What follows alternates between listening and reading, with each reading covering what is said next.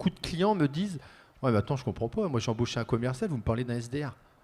Donc, le commercial, il fait quoi?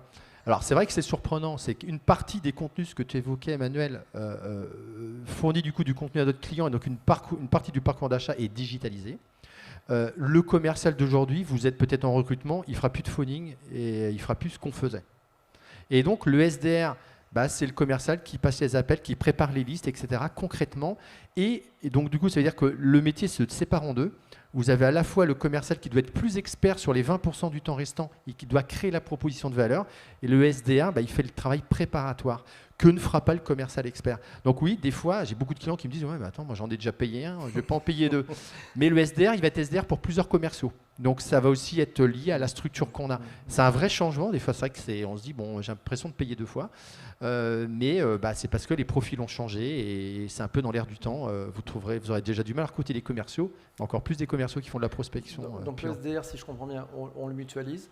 Exactement. Et ça permet au commercial de se concentrer avec du temps utile. Ouais. C'est ça? Et ce qui est important, c'est qu'il ne faut pas se dire que le SDR, il va juste faire le phoning, etc.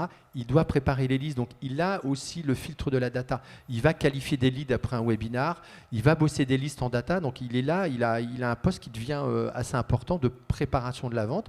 Il peut effectivement aussi aller chercher des cas clients, etc. pour le commercial soit en proposition de valeur en continu. Hein, c'est un peu ce que tu pratiques. Tout à fait, ouais. Et puis il s'appuie aussi sur la data du marketing. Ça, c'est un élément clé, la data. On va détecter des signaux faibles avec l'inbound marketing. On va pouvoir aussi travailler sur des comptes clés, donc avoir des approches mix ABM, inbound et outbound. Donc c'est vraiment un travail aujourd'hui d'hybridation entre toutes les méthodes et c'est essentiel dans l'activité aujourd'hui. Et par exemple, pour prendre du concret, ce qu'a demandé PPC, par exemple sur un webinar, on avait tendance à se dire bon, j'ai fait un webinar, il y a des inscrits.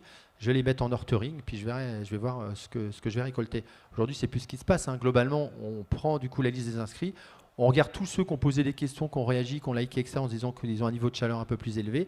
Et le SDR, son job, c'est d'aller les qualifier et du coup de les ramener à la vente. Et on va nurturer ceux qui sont un peu plus froids. Donc on revient à quelque chose d'un peu plus push parce que le business est des fois un peu plus dur ou tout simplement on peut se retrouver, alors je suis désolé pour les acronymes, les marketing qualified lead, on peut se retrouver quand vous regardez votre data avec un paquet là, de MQL et en fait on n'en fait pas grand chose.